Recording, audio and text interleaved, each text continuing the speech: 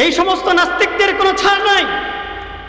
যারা কোরআন নিয়ে কটূক্তি করবে, নবীর চরিত্র নিয়ে কটূক্তি করবে, আল্লাহ নিয়ে কটূক্তি করবে, তাদেরকে ছাড় দেওয়ার কোনো ধরনের রাস্তা নাই। তাদের ফয়সালা একটাই, দুনিয়ার মধ্যেই তাদেরকে শায়েস্তা করতে হবে, তাদেরকে ফাঁসির কাস্টে ঝুলাতে হবে, মানুষের সামনে জনসমক্ষে তাদেরকে শাস্তি প্রদান করতে হবে। এটাই হলো তাদের বিচার। চেরাগে রাখে ইজ্জত বর ফরুজাত, চেরাগে রাখে ইজ্জত বর ফরুজাত, কাছে কাশতাফ জানাদিরি শাস বসুজাত সাথে করা হয়। আর কোরআনকে যদি আরেক দিকে রাখা হয়, তাহলে কোরআনের যে সম্মান, কোরআনের যে শ্রেষ্ঠত্ব, এই সম্মান, এই শ্রেষ্ঠত্বের ধারে কাছে যাইতে পারবে পৃথিবীর সব কিতাব মিলে? যেতে পারবে না। এমনকি আল্লাহ তাআলা আসমান থেকে যেই সমস্ত কিতাবাদি নাজিল করেছেন, মানব রচিত কিতাব বাদ দিলাম, আসমান থেকে যেই সমস্ত গ্রন্থ আল্লাহ তাআলা নাজিল করেছেন, তাওরাত, জাবুর, ইনজিল, এই সমস্ত কিতাবের মোকাবেলায় যদি কোরআনকে রাখা হয়, তাহলে এই কিতাবগুলোর উপরেও কোরআনের শ্রেষ্ঠত্ব। কোরআনের শ্রেষ্ঠত্ব কম নাকি বেশি? কোরআন সমস্ত গ্রন্থের চাইতে শ্রেষ্ঠ, সমস্ত গ্রন্থের চাইতে শ্রেষ্ঠ গ্রন্থ। গোটা বিশ্বের মহাবিশ্বয়,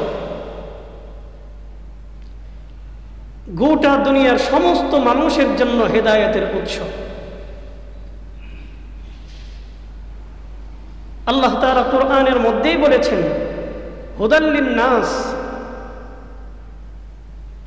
এই কোরআন হচ্ছে সমস্ত মানুষের জন্য হেদায়েত, সমস্ত মানুষের জন্য হেদায়েত।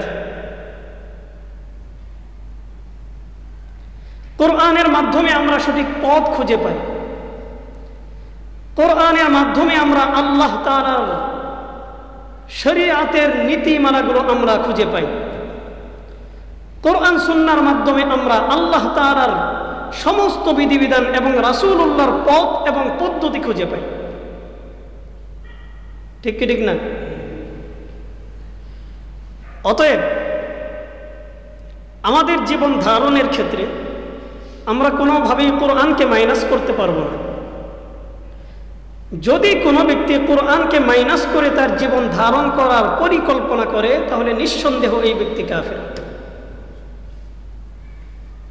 কোরআন সুন্নাহকে মাইনাস করে জীবন পরিচালনা করার কোনো প্রশ্নই আসে না।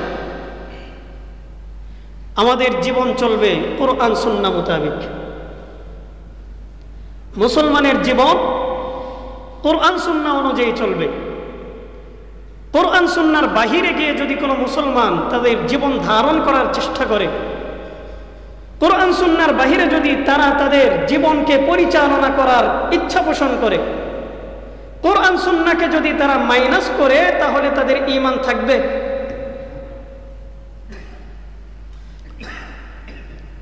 আল্লাহ তাআলা বলেন সূরাত ইব্রাহিম 1 নম্বর আয়াত, আল্লাহ তাআলা বলেন আলিফ লাম রা। কোরআনুল কারীমের মধ্যে বেশ কিছু জায়গা আছে আল্লাহ তাআলা কিছু আয়াত কোরআনের মধ্যে নাজিল করেছেন এমন, যেই সমস্ত আয়াতের অর্থ আল্লাহ তাআলা ছাড়া আর কেউ জানে না। এই সমস্ত শব্দগুলোর মধ্যে একটা হচ্ছে আলিফ লাম মিম, আলিফ লাম রা, হামিম, হামিম আইন সিন কফ, কাফ হা ইয়া আইন সাদ, কফ নুন ইয়াসিন তাহা। এই জাতীয় শব্দগুলো, এগুলোকে বলা হয় আল হুরুফুল মুকাত্তাআত, হরফে মুকাত্তাআত। এগুলো হচ্ছে খণ্ডিত হরফ। এই হরফগুলো, এগুলোর মাধ্যমে আল্লাহ তাআলা কি উদ্দেশ্য নিয়েছেন, এগুলোর দ্বারা কি অর্থ, এটা পৃথিবীর কোনো মুফাসসির আজ পর্যন্ত ব্যাখ্যা করে বের করতে পারেননি, ব্যাখ্যা করার কোনো প্রয়োজন পড়েনি। কারণ কিছু বিষয় এমন থাকা উচিত যেটা শুধুমাত্র আল্লাহ তাআলাই জানবেন, পৃথিবীর আর কেউ জানবে না। ঠিক কি ঠিক না? এটাই হলো আল্লাহ তাআলার শ্রেষ্ঠত্ব, এটাই আল্লাহর শ্রেষ্ঠত্ব যে বান্দা তুমি অনেক কিছুই বুঝো, অনেক কিছুই জানো, কিন্তু দেখো তোমার চোখের সামনে কোরআনুল কারীমের মধ্যে আয়াত, অথচ তুমি এই আয়াতের মর্ম উদ্ঘাটন করতে পারতেছো না, এই আয়াতের অর্থ তুমি বলতে পারতেছো না। এটার ব্যাপারে যা কিছু, এই সব জ্ঞান কার কাছে আছে? আল্লাহ তাআলার কাছে আছে। তো আল্লাহ তাআলা বলেন যে তুমি পারতেছো না মর্ম উদ্ঘাটন করতে, কিন্তু এর পরিপূর্ণ মর্ম, এর অর্থ জ্ঞান কার কাছে আছে? আল্লাহ তাআলার কাছে আছে। তো আল্লাহ পাক রব্বুল আলামিন বলেন, কিতাবুন আনজালনাহু ইলাইকা লিতুখরিজান নাসা মিনাজ যুলুমাতি ইলান নূর। আল্লাহ তাআলা বলতেছেন যে এটা হলো এমন এক কিতাব, কিতাবুন, এটা এমন এক কিতাব, আনজালনাহু ইলাইকা, ও নবী আমি এই কিতাবকে আপনার প্রতি নাজিল করে দিয়েছি, আপনার প্রতি এই কিতাব আমি নাজিল করেছি। আনজালনাহু ইলাইকা লিতুখরিজান নাসা মিনাজ যুলুমাতি ইলান নূর। এই কিতাব আমি আপনার প্রতি নাজিল করেছি এই উদ্দেশ্যে, যাতে করে আপনি এই কিতাবের মাধ্যমে মানুষদেরকে হিদায়াতের রাস্তা দেখাইতে পারেন। এই কোরআনকে আমি আপনার প্রতি নাজিল করেছি, কোরআনের মাধ্যমে আপনি হিদায়াতের রাস্তা দেখাইবেন। এই কোরআনের মাধ্যমে পথহারা মানুষগুলো সঠিক পথের দিশা পাবে, যেই মানুষগুলো বিভ্রান্তির পথে আছে এই মানুষগুলো সঠিক পথ খুঁজে পাবে। আল্লাহ তাআলা কোরআনকে নাজিল করে বলেন, ও আমার বান্দারা, কিতাবুন আনজালনাহু ইলাইকা, আমি তোমাদের জন্য এই কিতাবকে নাজিল করেছি, লিতুখরিজান নাসা মিনাজ যুলুমাতি ইলান নূর, যাতে করে এই কোরআন মানুষদেরকে অন্ধকার থেকে ফিরিয়ে আলোর পথে নিয়ে আসতে পারে। কোরআন যেন তোমাদেরকে অন্ধকার থেকে ফিরাইতে পারে, তোমাদেরকে যেন আলোর পথে নিয়ে আসতে পারে। এই জন্য আল্লাহ তাআলা তোমার নবীর প্রতি, আখেরি পয়গম্বরের প্রতি এই কোরআনকে নাজিল করেছেন। তাহলে কোরআন নাজিলের উদ্দেশ্য কি? কোরআন নাজিলের উদ্দেশ্য হলো এই কোরআনের মাধ্যমে যেন আল্লাহ তাআলা তার বান্দাদেরকে হিদায়াতের রাস্তা দেখাইতে পারেন। কিসের রাস্তা দেখাইতে পারেন? আওয়াজ দিয়ে বলেন, কিসের রাস্তা? হিদায়াতের রাস্তা যেন দেখাইতে পারেন, অন্ধকার থেকে যেন আল্লাহ তাআলা আলোর দিকে নিয়ে আসতে পারেন। এখন আপনি প্রশ্ন করতে পারেন, এখানে অন্ধকার দ্বারা কি বোঝানো হলো? কোরআন কি মানুষকে অন্ধকার থেকে আলোর দিকে নিয়ে আসে নাকি? হ্যাঁ, কোরআন মানুষকে অন্ধকার থেকে আলোর রাস্তায় নিয়ে আসে। অন্ধকারের রাস্তা হলো কুফুরির রাস্তা, অন্ধকারের রাস্তা হলো মুনাফিকের রাস্তা, অন্ধকারের রাস্তা হলো শিরকের রাস্তা, অন্ধকারের রাস্তা হলো বিদআতের রাস্তা, অন্ধকারের রাস্তা হলো যাবতীয় পাপাচারের রাস্তা।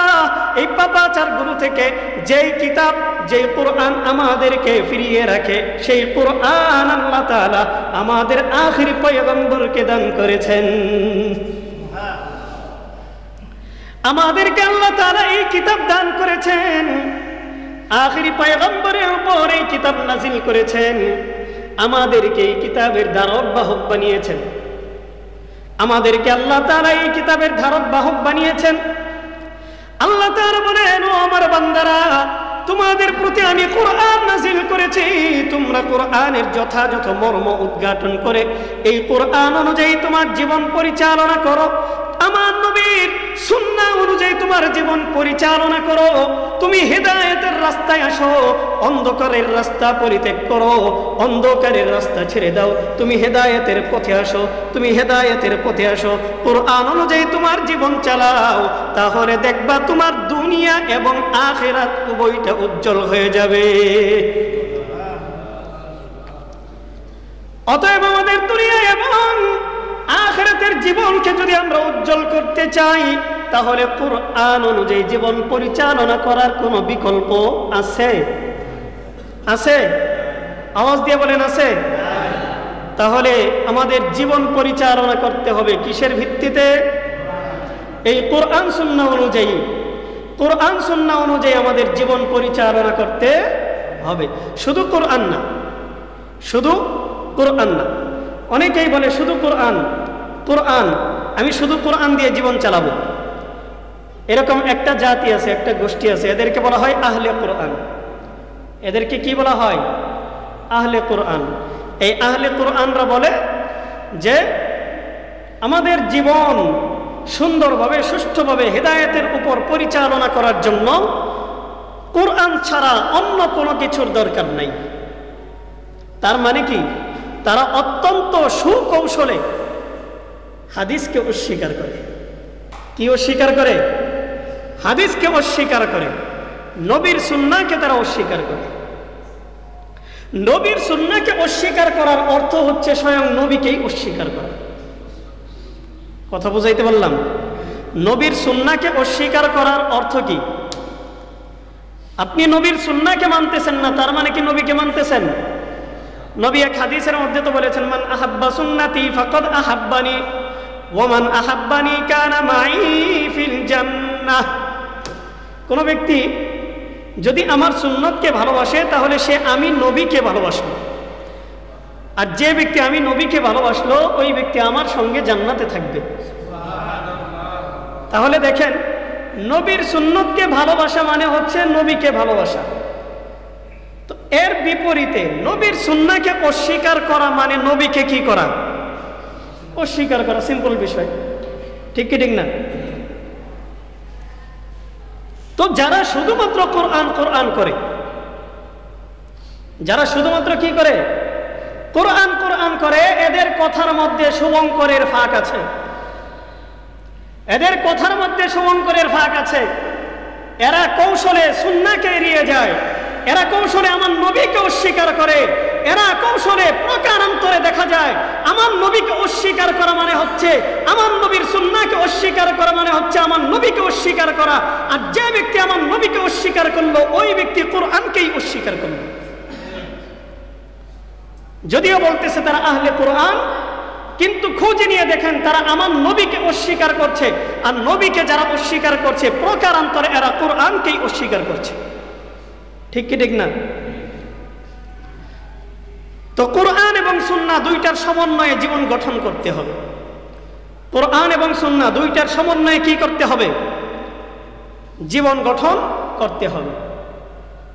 একটাকে মাইনাস করে আরেকটার দ্বারা আপনি আপনার জীবন সাজাতে পারবেন। কারণ কোরআনুল কারীমের মধ্যে বলা হয়েছে আকিমুস সালাহ, আকিমুস সালাহ, আকিমুস সালাহ। কোরআনের মধ্যে বহু জায়গায় বলা হয়েছে তোমরা নামাজ কায়েম করো। কিন্তু বলেন তো দেখি, কোরআনুল কারীমের কোথাও কি বলা আছে যে তোমরা 5 ওয়াক্ত নামাজ পড়ো? কোথাও বলা নাই। কোরআনুল কারীমের কোথাও এই কথা বলা নাই যে তোমরা নামাজের মধ্যে 2 বার রুকু করো, নামাজের মধ্যে এতগুলো রুকু করো। 4 রাকাত নামাজের মধ্যে 4টা রুকু হবে, 4 রাকাত নামাজের মধ্যে 8টা সিজদা হবে, 2 রাকাত নামাজের মধ্যে 2টা রুকু হবে।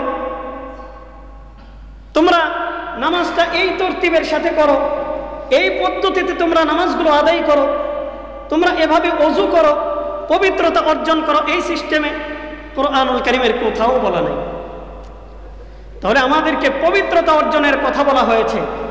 পবিত্রতা আমরা কিভাবে অর্জন করব এটা জানার জন্য আমাদের সুন্নাহ দেখতে হবে, নবীজির হাদিস দেখতে হবে, নবীজির আমল দেখতে হবে। নবী কিভাবে করেছেন, নবীর দেখা দেখি সাহাবায়ে কেরাম কিভাবে আমল করেছেন, তাদের সেই আমল দেখে আমাদের শিখতে হবে। ঠিক কি ঠিক না? তাহলে শুধু কোরআন দিয়ে জীবন পরিচালনা হবে না, বরং কোরআন এবং সুন্নাহ দুইটার সমন্বয় লাগবে। কোরআন এবং সুন্নাহ দুইটার সমন্বয় লাগবে। দুইটা লাজিম মালজুম, একটা আরেকটার সঙ্গে ওতপ্রোতভাবে জড়িত। কোনোটাকে আপনি মাইনাস করার কোনো সুযোগ নেই। ঠিক কি ঠিক না? তো আল্লাহ পাক রব্বুল আলামিন বলেন, কিতাবুন আনজালনাহু ইলাইকা লিতুখরিজান নাসা মিনাজ যুলুমাতি ইলান নূর। ও আমার বান্দা, আমি তোমাদের জন্য কোরআন নাজিল করেছি। কেন? কোরআনটা তোমাদের জন্য এই কারণেই নাজিল করেছি, যাতে করে এই কোরআনুল কারীমের মাধ্যমে তোমরা অন্ধকার থেকে আলোর পথে ফিরতে পারো। কোরআনুল কারীমের মাধ্যমে যেন তোমরা হেদায়েতের পথে আসতে পারো। এই কারণে আমি তোমাদের জন্য কোরআন নাজিল করেছি। কোরআন অনুযায়ী তোমার জীবন পরিচালনা করো। কোরআন হলো মহাগ্রন্থ, গোটা মহাবিশ্বের মহাবিশ্ব এই কোরআন। কোরআনুল কারীমের মতো এমন গ্রন্থ, এমন কিতাব আজ পর্যন্ত কেউ কখনো রচনা করে দেখাইতে পারে নাই। কেউ কখনো পারছেনি? কেউ কখনো কোরআনের মতো এমন গ্রন্থ রচনা করতে পারে নাই। আল্লাহ তাআলা মানব জাতিকে, বিশেষ করে কুফফারে কুরাইশকে বলেছিলেন, কুফফারে কুরাইশ নবী মুহাম্মদুর রাসূলুল্লাহ সাল্লাল্লাহু আলাইহি ওয়াসাল্লাম আল্লাহ তাআলার ইবাদতের জন্য গারে হেরায় নবী মুহাম্মদুর রাসূলুল্লাহ আল্লাহ তাআলার ইবাদতের মধ্যে মগ্ন থাকেন। নবীজি ওখানে গিয়ে একদিন, 2 দিন, 1 সপ্তাহ, 2 সপ্তাহের জন্য, 1 মাসের জন্য আল্লাহর ইবাদতের জন্য তিনি চলে যাইতেন। আম্মা জান খাদিজাতুল কুবরা রাদিয়াল্লাহু তাআলা আনহা নবীজির জন্য প্রয়োজনের সময় তিনি খাবার নিয়ে যাইতেন। যখন খাবারের প্রয়োজন হইতো নবীর জন্য তিনি খাবার নিয়ে যাইতেন। নবীজি একাধারে কয়েকদিন পর্যন্ত বাড়িতে আসতেন না। তিনি গারে হেরায় বসে বসে আল্লাহর ইবাদতে থাকতেন। আল্লাহর প্রতি তিনি ধ্যানমগ্ন হয়ে থাকতেন। যখন নবীজির বয়স 40 বছর, একদিন আল্লাহ পাক রব্বুল আলামিন আসমান থেকে জিবরাইলকে পাঠিয়ে দেন। জিবরাইলকে বলেন, ও জিবরাইল, আমার হাবিবের কাছে যাও, আমার হাবিবকে তুমি ওহী পৌঁছে দাও। জিবরাইল আলাইহিস সালাতু ওয়াস সালাম তিনি নবীজির কাছে আসলেন। তখনও পর্যন্ত নবীজি পার্মানেন্টলি তিনি তখনও পর্যন্ত ওহী পান নাই। তিনি তখনও পর্যন্ত নবী হন নাই, আনুষ্ঠানিক নবী তখনও পর্যন্ত হন নাই। গারে হেরায় ইবাদতে থাকা অবস্থায় জিবরাইল আলাইহিস সালাতু ওয়াস সালাম আসলেন, নবীজিকে বললেন, ইকরা, ও নবী আপনি পড়ুন। আল্লাহ নবী বলেন, মা আনা বিকারিন, আমি পড়তে পারি না অথবা আমি পড়ি না। জিবরাইল আলাইহিস সালাম দ্বিতীয়বার আবার বললেন, ইকরা, ও নবী আপনি পড়ুন। নবী মুহাম্মদুর রাসূলুল্লাহ বলতেছেন, আমি পড়তে পারি না, মা আনা বিকারিন, আমি পড়তে পারি না অথবা আমি পড়ি না। তৃতীয়বার জিবরাইল আবার বললেন, ইকরা, ও নবী আপনি পড়ুন। নবী মুহাম্মদুর রাসূলুল্লাহ বলতেছেন, মা আনা বিকারিন, ও জিবরাইল আমি পড়তে পারি না, আমি পড়ি না। হযরত জিবরাইল আলাইহিস সালাতু ওয়াস সালাম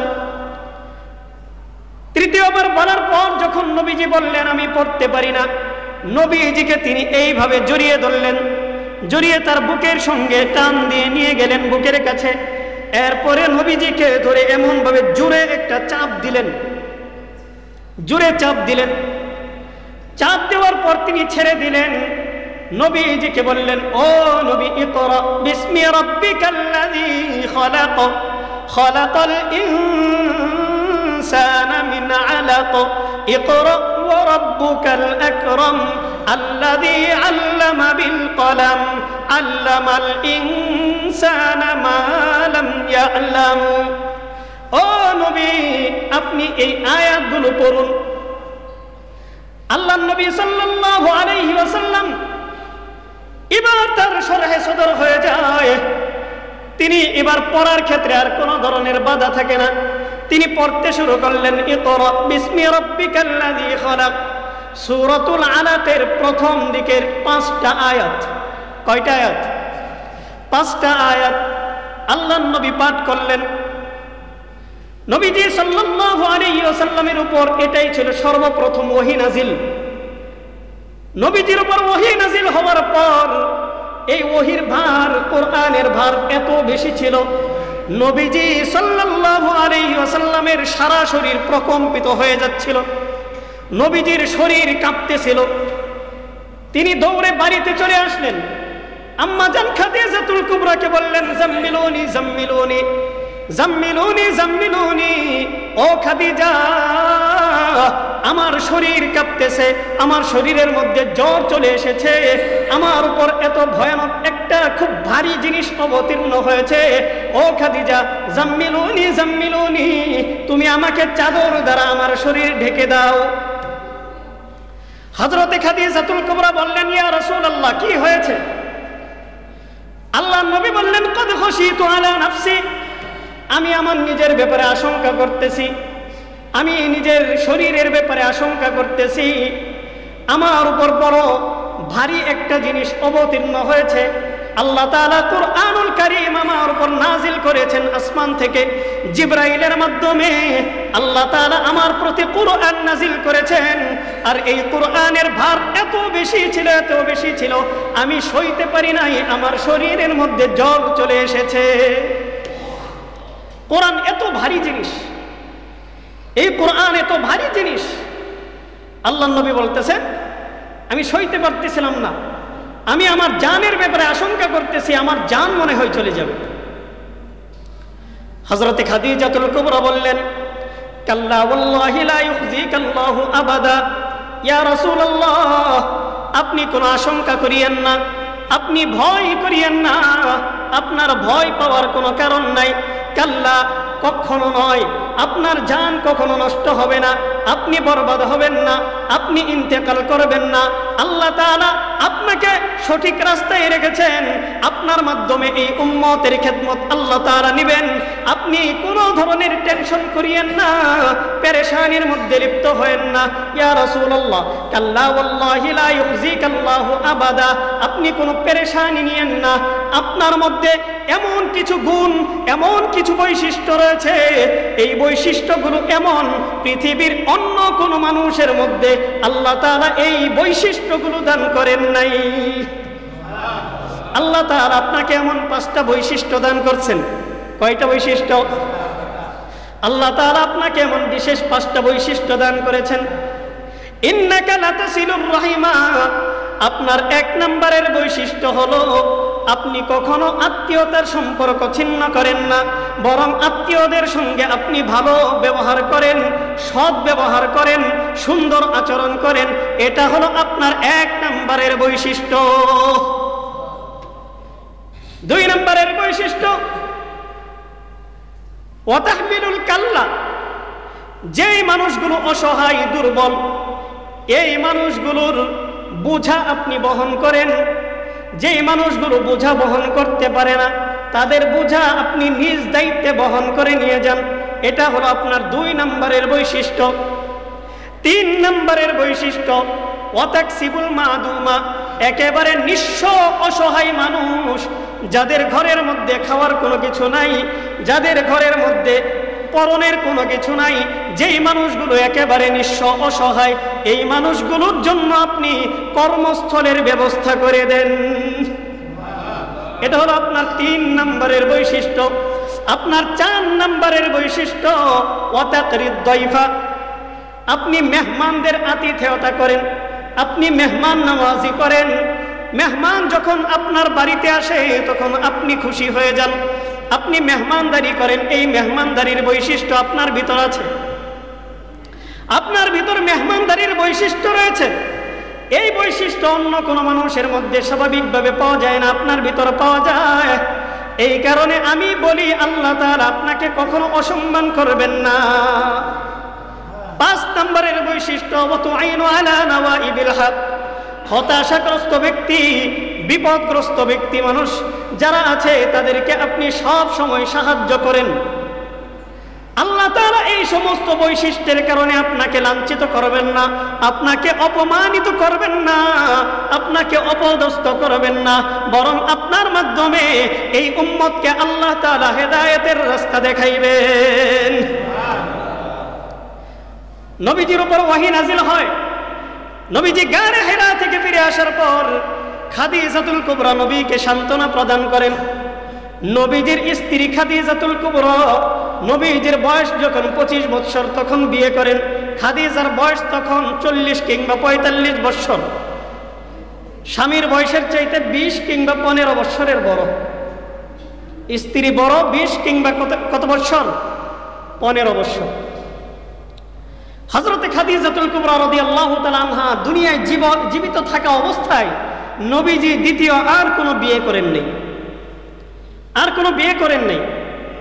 নবীজি যে একাধিক বিয়ে করেছেন, এই বিয়েগুলো করেছেন খাদিজাতুল কুবরার ইন্তেকালের পর। খাদিজার ইন্তেকালের পর নবীজি বিয়ে করেছেন, এর আগে করেন নাই। নবীজির বয়স যখন 49 বৎসর তখন হযরতে খাদিজাতুল কুবরা রাদিয়াল্লাহু তাআলা আনহা দুনিয়া থেকে বিদায় নেন। তো এই 49 বৎসরের পর থেকে নিয়ে নবীজি দ্বিতীয় তৃতীয় এইভাবে 11তম বিয়ে পর্যন্ত করেছেন। অনেকেই নবীজির চরিত্রের উপর কালিমা লেপন করার চেষ্টা করে। আমার নবীর যেই আদর্শ, আমার নবীর যেই চরিত্র, গোটা দুনিয়ার সমস্ত মানুষের চরিত্রকে যদি একদিকে রাখা হয়, আমার নবীর চরিত্রকে যদি আরেক দিকে রাখা হয়, আমার নবীর 1 সেকেন্ডের যেই চরিত্র, এই চরিত্রের ধারে কাছে গোটা দুনিয়ার মানুষের চরিত্র পৌঁছাতে পারবে না। আমার নবীর চরিত্র এত পূত পবিত্র, সেই নবীর চরিত্রের উপর কালিমা লেপন করে। অথচ নবীজি তার দ্বিতীয় বিয়ে করেছেন 50 বৎসরে গিয়ে। আল্লাহ তাআলা বিভিন্ন প্রয়োজনে, বিভিন্ন তাকাজার কারণে নবীজিকে একাধিক বিয়ে করার অনুমতি প্রদান করেছেন। আল্লাহ পাক রব্বুল আলামিন নবীজির ব্যাপারে বলেছেন, ইন্নাকা লাআলা খুলুকিন আযীম, আপনি খুলুকে আযীম সম্পন্ন একজন ব্যক্তি। আপনার চরিত্র সুমহান, সুউচ্চ, আপনার চরিত্র এত পবিত্র, আপনার চরিত্রের ধারে কাছে গোটা দুনিয়ার কোনো মানুষের চরিত্র পৌঁছাতে পারবে না। এত সুন্দর চরিত্র, আর সেই চরিত্রের উপর কালিমা লেপন করে কিছু কুলাঙ্গারেরা। এই সমস্ত কুলাঙ্গারেরা যখন নবীর চরিত্রের উপর কালিমা লেপন করবে, আমি প্রশ্ন করতে চাই, বলেন তো দেখি, নবীর আখিরি উম্মত হিসাবে আমরা কি এটা কশিনকালেও মেনে নেব, মানব? অতএব যারাই নবীর চরিত্রের উপর আঘাত করবে, যারাই নবীকে নিয়ে ব্যঙ্গ কটূক্তি করবে, যারাই নবীজিকে নিয়ে কালিমা লেপন করবে, আল্লাহর কসম করে বলি, এই দুনিয়ার মধ্যেই আমাদের মুসলমানদের মাধ্যমেই এদেরকে বিচারের কষ্টে ঝুলাতে হবে, ঝুলাতে হবে, ঝুলাতে হবে। কথা বলেন ঠিক কি ঠিক না? এদের বিন্দুমাত্র কোনো ছাড় নাই। এই সমস্ত নাস্তিকদের কোনো ছাড় নাই। যারা কোরআন নিয়ে কটূক্তি করবে, নবীর চরিত্র নিয়ে কটূক্তি করবে, আল্লাহ নিয়ে কটূক্তি করবে, তাদেরকে ছাড় দেওয়ার কোনো ধরনের রাস্তা নাই। তাদের ফয়সালা একটাই, দুনিয়ার মধ্যেই তাদেরকে শায়েস্তা করতে হবে, তাদেরকে ফাঁসির কাস্টে ঝুলাতে হবে, মানুষের সামনে জনসমক্ষে তাদেরকে শাস্তি প্রদান করতে হবে। এটাই হলো তাদের বিচার। গত কিছুদিন আগে নর্থ সাউথ ইউনিভার্সিটিতে এক ছেলে এই কোরআন নিয়ে অপমাননা করেছে। কোরআনের পৃষ্ঠাগুলো ছিঁড়ে ছিঁড়ে ছিঁড়ে ছিঁড়ে সে পায়ের নিচে পিষ্ট করেছে। বলেন নাউজুবিল্লাহ। কোরআনের পৃষ্ঠাগুলো ছিঁড়ে ছিঁড়ে সে পায়ের নিচে পিষ্ট করেছে। কত বড় স্পর্ধা! যেই কোরআন আল্লাহ তাআলা বলেছেন, ইন্নাহু লাকুরআনুন কারীম ফি কিতাবিম মাকনুন লা ইয়ামাসসুহু ইল্লাল মুতাহহারুন। এই কোরআনকে স্পর্শ করতে হলে তোমার পবিত্র হওয়া লাগবে। কোন ব্যক্তি যদি পবিত্র না থাকে, অপবিত্র অবস্থায় এই কোরআনকে স্পর্শ করতে পারবে না, ধরতে পারবে না। সেই জায়গায় ওই কুলাঙ্গার কোরআনকে স্পর্শ করেই শুধু ক্ষান্ত হয় নাই, এই কোরআনের পৃষ্ঠাগুলো খুঁড়ে খুঁড়ে ছিঁড়ে ছিঁড়ে সে তার পায়ের নিচে পিষ্ট করেছে।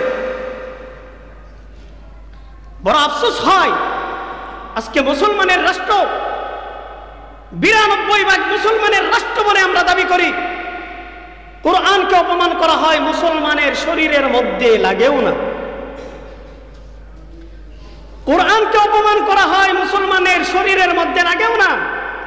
মুসলমান উপলব্ধিও করতে পারে না এরা কোরআনকে আঘাত করছে না, এরা আমাদের কলিজা ছিঁড়ে ছিঁড়ে এই কলিজার উপর কলিজাকে ভুনা বানিয়ে রাখাইতেছে। এরা যে আমাদের কোথায় আঘাত করতেছে আজকে মুসলমান বুঝেও না, আমরা চিন্তাও করি না। কখনো কি কারো মনের মধ্যে কোনো ধরনের পেরেশানি আসছে? কোনো পেরেশানি আসছে? এই যে কোরআনকে অপমান করলো, আমরা তো স্বাভাবিকভাবে চলাফেরা করছি, আমরা তো আমাদের জবান দ্বারা একটা কথাও বলতে পারি না, আমরা প্রতিবাদ করতে পারি না। কেমন মুসলমান হলাম? কয়েকদিন আগে আমাদের ময়মনসিংহে এক ছেলে, সে জান্নাত নিয়ে, আল্লাহ তাআলার তৈরি জান্নাত নিয়ে সে ব্যঙ্গ কটূক্তি করেছে, জান্নাত নিয়ে মারাত্মক গর্হিত খারাপ একটা কথা বলেছে। ও মুসলমান, এখন থেকে যদি আপনি আমি সতর্ক না হই, এই সমস্ত কাফের মুশরিকরা এরা নানা সময় কোরআন নিয়ে ব্যঙ্গ করবে, আপনার হাদিস নিয়ে ব্যঙ্গ করবে, নবীকে নিয়ে ব্যঙ্গ করবে, আল্লাহকে নিয়ে কটূক্তি করবে। এরা সব সময় এগুলো করে কিসের জন্য জানেন? এরা পরীক্ষা করে, টুকা দিয়ে দেখে যে মুসলমানের ঈমান কি ঠিক আছে নাকি মুসলমান ঘুমায় গেছে। এরা চায় ঘুমন্ত মুসলমানদের উপর আঘাত করে এদের ঈমানকে ছিনিয়ে নিতে।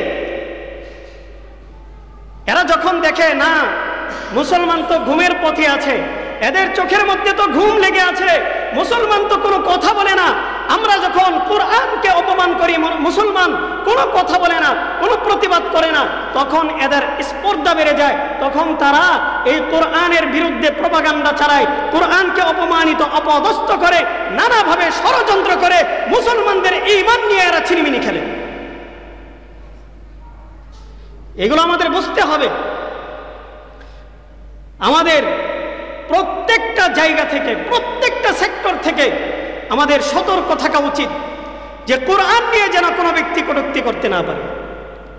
আজকে এই কুলাঙ্গার কোরআন নিয়ে অপমান করেছে, কোরআনকে অপদস্থ করেছে, মাটির নিচে পিষ্ট করেছে, অথচ এটার ব্যাখ্যা তথাকথিত কিছু বুদ্ধিজীবী এরা ব্যাখ্যা করতেছে যে এই লোকের মানসিক অবস্থা ঠিক নাই, সে মানসিক ভারসাম্যহীন।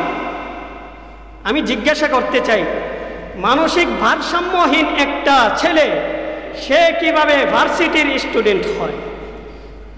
কথা বলেন, সে ভার্সিটিতে কেমনে অ্যাডমিশন নিল মানসিক ভারসাম্যহীন হওয়া সত্ত্বেও? এটা কি আপনাদের দিমাগের মধ্যে ধরে? সে ভার্সিটির রানিং ছাত্র, সে আবার মানসিক ভারসাম্যহীন হইল কেমনে? মানসিক ভারসাম্যহীন যদি হয় তাহলে ওর কি লেখাপড়ার করার কথা? হ্যাঁ, ওর তো পাবনায় থাকার কথা। কোথায় থাকার কথা? পাবনায় থাকার কথা। ওই আবার ওই নর্থ সাউথে আসলো কেমনে? প্রথম প্রশ্ন। দ্বিতীয় কথা, যদি মানসিক ভারসাম্যহীন হয়েই থাকে তাহলে বারবার কি এই মানসিক ভারসাম্যহীন ব্যক্তিগুলো, কুলাঙ্গারগুলো শুধু কোরআনকেই দেখে, অন্য কোনো কিতাব দেখে না? হ্যাঁ, গীতা দেখে না, বাইবেল দেখে না? ওই বাইবেলকে তো কখনো অপমান করতে দেখি নাই, গীতাকে কখনো অপমান করতে দেখি নাই। অপমান শুধুমাত্র কেন কোরআনকে করতে হবে? দেবদেবীকে অপমান করতে পারো না, অপমান কেন আমার নবীকে করতে হবে? তুমি অন্য কোনো উপাস্যকে অপমান করতে পারো না, অপমান কেন আমার আল্লাহকে করতে হবে? বুঝতে হবে, যখন এই বেঈমানগুলো কোরআনের উপর আঘাত করে, আমার নবীর উপর আঘাত করে, আল্লাহর উপর আঘাত করে, তখন কিছু দুষ্কৃতিকারী যারা পিছন থেকে এদের পিছনে কলকাঠি নাড়ায়, এই মানুষগুলো ব্যাখ্যা দেয় যে এরা ভারসাম্যহীন। আসলেও এরা ভারসাম্যহীন না, এরাই প্রকৃতপক্ষে কলকাঠি নাড়িয়ে এই মানুষগুলোকে ইসলামের বিরুদ্ধে দাঁড় করাইতেছে। অতএব সাধু সাবধান, এই ধরনের বুদ্ধিজীবী আমরা দেখতে চাই না। যেই বুদ্ধিজীবীরা এই কোরআনের বিরুদ্ধে কাজ করবে, হাদিসের বিরুদ্ধে কাজ করবে, আমার রাসূলের বিরুদ্ধে কাজ করবে, আমার আল্লাহর বিরুদ্ধে গিয়ে কাজ করবে, এই ধরনের বুদ্ধিজীবীর একটা বুদ্ধি আমরা নিতে চাই না। এই সমস্ত ট্যাবলেট কেনার সময় নাই। আপনি আসুন, এই কোরআন সুন্নাহ অনুযায়ী আপনার জীবন পরিচালনা করুন, কোরআন সুন্নাহ অনুযায়ী আপনার জীবন পরিচালনা করুন। এই জীবনটা উজ্জ্বল হয়ে যাবে, আপনার জীবনটা আলোকিত হয়ে যাবে। আর যদি কোরআন সুন্নাহর বিরুদ্ধে গিয়ে দাঁড়ান তাহলে দেখবেন এই কোরআন আপনার বিরুদ্ধে আল্লাহ তাআলার কাছে সাক্ষী প্রদান করবে। কথা বলেন ঠিক কি ঠিক না? এই কোরআন আপনার বিরুদ্ধে সাক্ষী প্রদান করবে। অতএব আমাদের এই কোরআনকে আঁকড়ে ধরে থাকতে হবে। কোরআনকে কি করতে হবে? আওয়াজ দিয়েন না, কোরআনকে কি করতে হবে? আঁকড়ে ধরে থাকতে হবে। শুধুমাত্র কেমনে আঁকড়ে ধরে থাকবেন? বুকের সামনে এমনি জড়ায় রাখবেন, আর কিছুই করবেন না, শুধুমাত্র এমনি।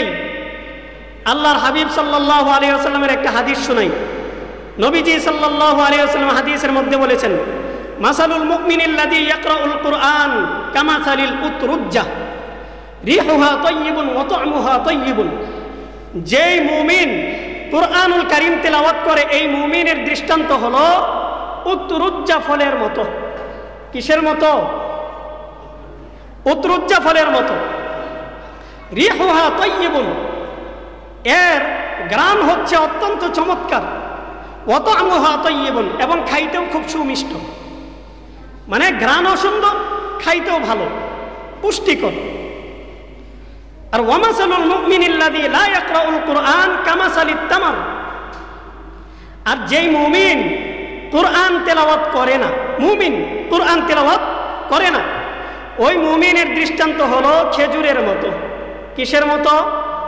আওয়াজ দিয়ে বলেন, কিসের মতো? খেজুরের মতো। এই যে আমরা এখানে যারা আছি অধিকাংশই হলাম খেজুর। মনে করেন কি অধিকাংশই খেজুর, কারণ আমরা কোরআন তেলাওয়াত করি, আমাদের মাধ্যমে কোরআন তেলাওয়াত নিয়মিত হয়। আলহামদুলিল্লাহ অনেকেই করি, ইল্লা মাশাআল্লাহ থাকবে, এটা স্বাভাবিক। তো অনেকেই করি, তবে অধিকাংশের মাধ্যমে কোরআন তেলাওয়াত হয় না। তো তাদের দৃষ্টান্ত নবীজি বললেন কামাসালিত তামার, খেজুরের মতো। লা রিহা লাহা ওয়া তা'মুহা হুররুন ওয়া তা'মুহা হুলবুন, যে খেজুরের কোনো ঘ্রাণ নাই। আমি জিজ্ঞাসা করি, বলেন তো দেখি খেজুরের ঘ্রাণ আছে? আজ পর্যন্ত কেউ কি খেজুরের কোনো ঘ্রাণ পাইছেন? খেজুরের কিন্তু ঘ্রাণ নাই, কিন্তু খাইতে মিষ্ট, খাইতে কি সুমিষ্ট। তাহলে খাওয়ার ক্ষেত্রে স্বাদ আছে কিন্তু ঘ্রাণ নাই। তো যেই মুমিন কোরআন তেলাওয়াত করে না, ওই মুমিনের দৃষ্টান্ত হলো যে তার ভিতরে কোনো ঘ্রাণ নাই কিন্তু খাইতে সুমিষ্ট, অর্থাৎ খেজুরের মতো। এরপরে নবীজি বলেন ওয়ামাসালুল মুনাফিকিল্লাযী ইয়াকরাউল কুরআন কামাসালিল হানজালা, যেই মুনাফিক কোরআন তেলাওয়াত করে, ওই মুনাফিকের দৃষ্টান্ত হলো হানজালা ফলের মতো। কামাসালিল হানজালা না, কামাসালিল রাইহানা, ওই মুনাফিকের দৃষ্টান্ত হলো রাইহানার মতো, মানে গোলাপ ফুল। কিসের মতো? গোলাপ ফুলের মতো। রিহুহা তাইয়িবুন লা তা'মা লাহা, তার ঘ্রাণ আছে কিন্তু স্বাদ একেবারে, ওয়া তা'মুহা মুররুন, তার স্বাদ হইতেছে একেবারে তিক্ত। গোলাপ ফুল কেউ কখনো খাইছেন? মুখে দিছেন, কেমন লাগে? মিষ্টি লাগে না তিতা লাগে? তিতা লাগে। আল্লাহর রাসূল বলেন যেই মুনাফিক কুরআন তেলাওয়াত করে, এই মুনাফিকের দৃষ্টান্ত হলো ওই গোলাপ ফুলের মতো। ঘ্রাণ আছে কিন্তু স্বাদ নাই, ঘ্রাণ আছে কিন্তু কি নাই? স্বাদ নাই। 4 নম্বরে নবীজি বলতেছেন ওয়ামাসালুল মুনাফিকিল্লাযী লা ইয়াকরাউল কুরআন কামাসালিল হানজালা, আর যেই মুনাফিক কুরআন তেলাওয়াত করে না, এর দৃষ্টান্ত হলো মাকাল ফলের মতো। কিসের মতো? মাকাল ফলের মতো। লাইসা লাহা তা'মুন লাইসা লাহা হুর লাইসা লাহা রিহুন ওয়ালা তা'মা লাহা, এর দৃষ্টান্ত হলো ওই মাকাল ফলের মতো, যেই মাকাল ফলের আপনার কোনো ঘ্রাণও নাই এবং স্বাদও নেই। ঘ্রাণও নাই এবং কি নাই? স্বাদও নেই। তাহলে বলেন তো দেখি আপনি আমি কোন প্রকারের অন্তর্ভুক্ত হব? এখানে তো 4টা প্রকার বললাম। মুনাফিকদের অন্তর্ভুক্ত হব নাকি মুমিনের অন্তর্ভুক্ত হব? যদি মুমিনের অন্তর্ভুক্ত হই তাহলে কোন শ্রেণীর মুমিনের অন্তর্ভুক্ত হব? যারা কোরআন তিলাওয়াত করে তাদের অন্তর্ভুক্ত হব নাকি যারা কোরআন তিলাওয়াত করে না তাদের অন্তর্ভুক্ত হব? আওয়াজ দিয়ে বললেন না, কারণ পরে তো কোরআন পড়তে হবে। যারা কোরআন তিলাওয়াত করে তাদের অন্তর্ভুক্ত হব। কথা বলেন ঠিক কি ঠিক না? যদি কোরআন তিলাওয়াত করি, কোরআনের প্রতি আজমত তৈরি হবে, ভালোবাসা তৈরি হবে। আর কোরআনের প্রতি যখন আপনার আমার সম্মান, ইজ্জত, আবরু এগুলো যখন আমরা বুঝতে পারবো, কোরআনের প্রতি যখন আমাদের ভালোবাসা তৈরি হবে, তখন যারাই কোরআন নিয়ে কটূক্তি করবে এদের বিরুদ্ধে আপনি আমি প্রত্যেকটা একটা ব্যক্তি এক একটা সৈনিকের ভূমিকা পালন করতে পারবে। কথা বলেন ঠিক কি ঠিক না? এই জন্য ইতিপূর্বে কি হয়েছে না হয়েছে আমরা দেখতে যাব না। ভবিষ্যতে যারাই কোরআন নিয়ে ব্যঙ্গ করবে, যারাই কোরআনের বিপক্ষে কথা বলবে, স্পষ্ট কথা, আমরা তাদেরকে হাতের কাছে পাইলে আমরা নিজেরাই বিচার করে ফেলব, কোনো কথা নাই। ইতিপূর্বে বহু দেখেছি, অনেক প্রশাসনের হাতে তুলে দেওয়া হয়েছে, ওইখানে যাওয়ার পর তারা জামায়া ধরে থাকছে, তাদের কোনো বিচার হয়নি, বিচার হয় নাই। এই কারণে মুসলমান যদি ভিতরে ঈমানি জজবা থাকে তাহলে বিচার আপনার হাতে করতে শিখুন। স্পষ্ট কথা, কোরআন নিয়ে কটূক্তি করবে, হাদিস নিয়ে কটূক্তি করবে, আল্লাহর রাসূলকে নিয়ে কটূক্তি করবে, আল্লাহর বিরুদ্ধে কথা বলবে, তাদের বিচার মুসলমান নিজের হাতেই করবে। স্পষ্ট কথা। বহু ফাইজলামি দেখছি ইতিপূর্বে, কোরআনুল কারীমকে নিয়ে বহু ব্যঙ্গ করা হয়েছে। আমরা এই বিরুলিয়া উলামা পরিষদের উদ্যোগে অনেক এই আন্দোলনও করেছি, মিছিল করেছি, বিক্ষোভ করেছি। আমরা প্রত্যেকটা সেক্টর থেকে, প্রত্যেকের জায়গা থেকে আমরা প্রতিবাদ করব, প্রতিবাদী হব। কারণ আমরা যদি এখন বলতে না শিখি, আপনি দেখেন না, একটু আপনি একটা গীতা অপমান করেন, গীতা নিয়ে এসে গীতার পাতা ছিঁড়ে আপনি ভাইরাল করেন, ফেসবুকের মধ্যে ছাড়েন না যে আমি গীতা ছিঁড়তেছি, গীতাকে অপমান করতেছি, আপনাকে ছাইরা দিবে? কথা বলেন না কেন? আপনাকে ছাড়বে? শুধুমাত্র এই বাংলাদেশ থেকে না, ওই দাদা বাবুদের দেশ থেকে আপনার উপর নানা ধরনের অভিযোগ চলে আসবে, হামলা মামলা সবকিছুই চলে আসবে, দেখবেন। তাহলে তারা করতে পারে, আমরা পারি না কেন? তারা তাদেরটা অপমানিত হতে দিবে না, তাহলে আমরা কেন অপমানিত হতে দিব? আমাদেরটা কি ভাইসে আসছে? আমাদেরটা কি ভাইসে আসছে? কথা বলেন না কেন? ভাইসে আসছে নাকি? আল্লাহ তাআলা বলছেন এই কোরআনের ভারী কেমন জানো? ইন্না আরাদনাল আমানাতা আলাস সামাওয়াতি ওয়াল আরদি ওয়াল জিবাল ফাআবাইনা আন ইয়াহমিলনাহা ওয়া আশফাকনা মিনহা ওয়া হামালাহাল ইনসান ইন্নাহু কানা যালুমান জাহুলা। এই কোরআন আমি আসমানকে দিতে চাইছি, জমিনকে দিতে চাইছি, পাহাড়গুলোকে আমি এই কোরআন দান করতে চাইছি, কেউ নিতে চায় না। কোরআন এত ভারী জিনিস, কোরআন এত ভারী জিনিস, কেউ নিতে চায় নাই। নিছে কে? মানুষ নিয়েছে। আল্লাহ তাআলা বলেন ইন্নাহু কানা যালুমান জাহুলা, এরা জালেম, এরা জাহেল। যারা কোরআন পাওয়ার পরেও কোরআন অনুযায়ী নিজের জীবন পরিচালনা করে না, এরা হচ্ছে জালেম, এরা জাহেল। অতএব আমরা স্পষ্ট বলে দিতে চাই, আল্লাহ তাআলা নিজ কুদরতে যেই দ্বীনকে সাজিয়েছেন, যেই বাগানকে সাজিয়েছেন, যেই কোরআনকে আল্লাহ তাআলা নিজে হেফাজত করার দায়িত্ব নিয়েছেন, এই কোরআনকে যতই অপমানিত করো, অপদস্থ করো, কখনো এই কোরআনকে তোমরা মিটিয়ে দিতে পারবা? আওয়াজ দিয়ে বলেন, পারবে? পারবে না। আল্লাহ তাআলা বলেছেন ইন্না নাহনু নাযালনা যিকরা ওয়া ইন্না লাহু লাহাফিজুন। এই কোরআন আমি নাজিল করেছি, এটার হেফাজত আমিই করব। এটার হেফাজত কে করবেন? আল্লাহ তাআলাই করবেন। এই কারণেই তো কবি বলেন চেরাগে রাখে ইজ্জত বর ফরুজাত, চেরাগে রাখে ইজ্জত বর ফরুজাত, কাছে কাশতাফ জানাদিরি শাস বসুজাত। যেই দিনকে, যেই দিনের বাতিকে আল্লাহ তাআলা নিজের হাতে প্রজ্বলন করেছেন, ওই বাতিকে যদি কোনো ব্যক্তি নিভাতে আসে, স্পষ্ট করে বলি, ওই ব্যক্তির শরীর পুরে ভক্ত হয়ে যাবে, সে নিঃশেষ হয়ে যাবে, কিন্তু কোরআনকে কোনোভাবেই এরা মিটাতে পারবে